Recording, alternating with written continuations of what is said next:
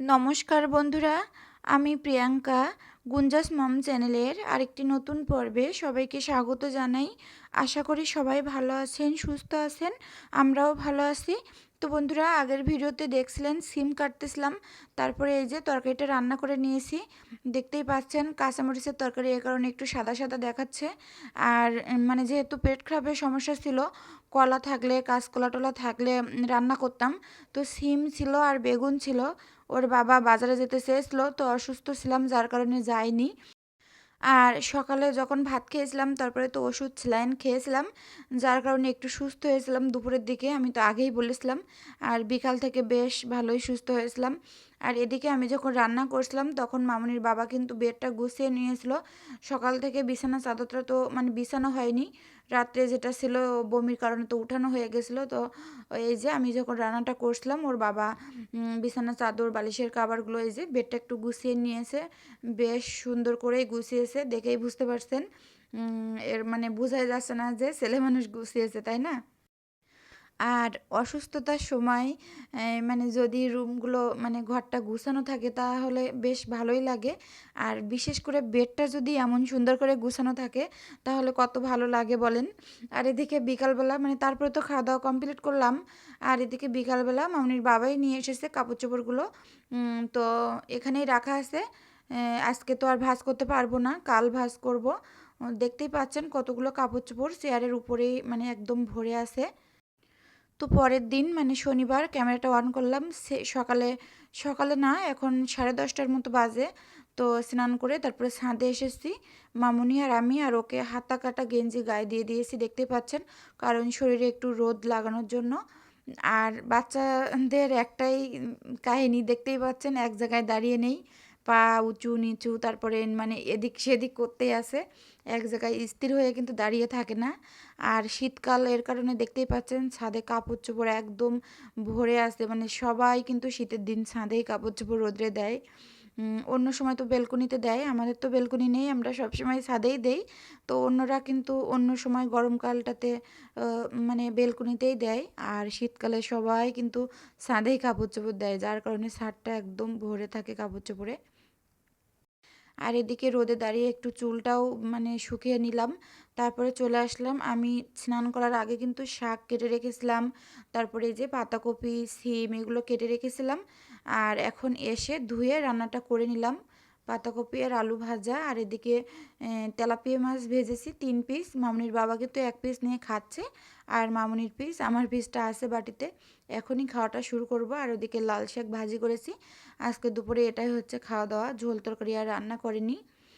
তো এদিকে দেখতেই পাচ্ছেন সন্ধ্যার সময় কাপড় চোপড়গুলো আমি ভাঁজ করতে বসে পড়েছি। মানে সারাদিন তো করতে পারি না, আর এমন লাগছিল সামনের পরে এরকম যদি কাপড় চোপড় থাকে চেয়ারের উপরে কেমন লাগে দেখতে।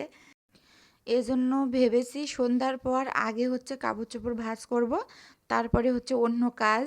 তো এই যে সেজন্য ভাঁজ করতে বসে পড়েছি। ভাঁজ করলে কিন্তু অনেকটাই কম দেখায় কাপড় চোপড়গুলো। আর তারপরেও এখান থেকে মামুনির বাবার শার্ট, তারপরে লুঙ্গি এগুলো বের করা হয়েছে, ও পরছে। আবার আমরা শনিবার দিন স্নান করে এখান থেকে নিয়েই পরেছি, মামুনি পরেছে, বেশ আরও অনেক কাপড়ই ছিল। তো এই যে এখন একে একে ভাঁজ করে রাখবো, বেশ অনেকগুলো তো কাপড় চোপড় দেখতে পাচ্ছেন।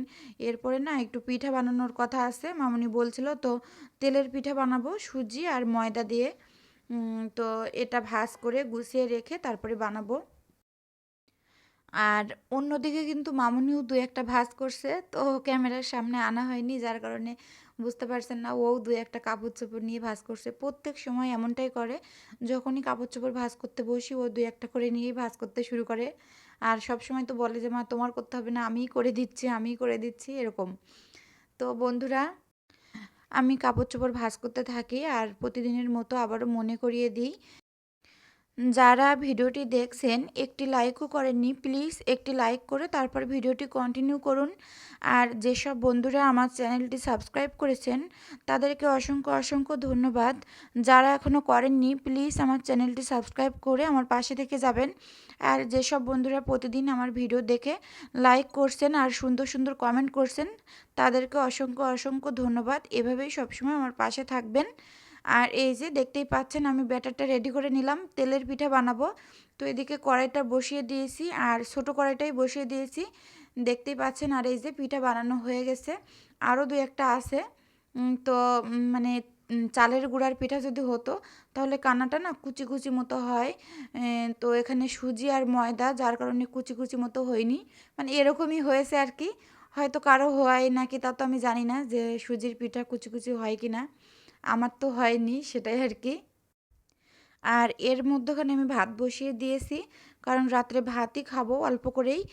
মানে দুপুরের ২ প্রকারের যে ভাজাগুলো আছে, শাক ভাজা, তারপরে পাতাকপি, সিম দিয়ে আলু দিয়ে ভাজা, আর ডিম ভাজা করে নেব রাত্রে, তাতেই হয়ে যাবে। রাত্রে আর মানে রুটির ঝামেলাটা নেই। তো এদিকে ওর বাবা আসার সময় বাজার নিয়ে এসেছে।